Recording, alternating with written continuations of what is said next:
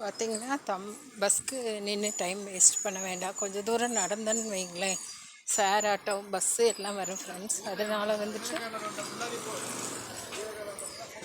நடந்து வந்துடலான்னு சொல்லி நடந்து வந்துட்டேன் ஃப்ரெண்ட்ஸ். பாருங்கள் ஃப்ரெண்ட்ஸ், பஸ்ஸு வரல, அதனால் என்ஜிபி வரைக்கும் வந்து தான் பஸ் ஏறணும்.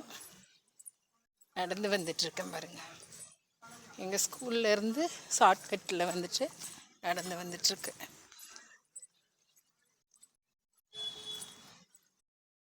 பாருங்கள் ஃப்ரெண்ட்ஸ், ஒரு வழியாக பஸ் கிடச்சிருக்கு. பஸ்ஸில் ஏறி பீலமேடு வந்தால் தான் இறங்குறேன் ஃப்ரெண்ட்ஸ்.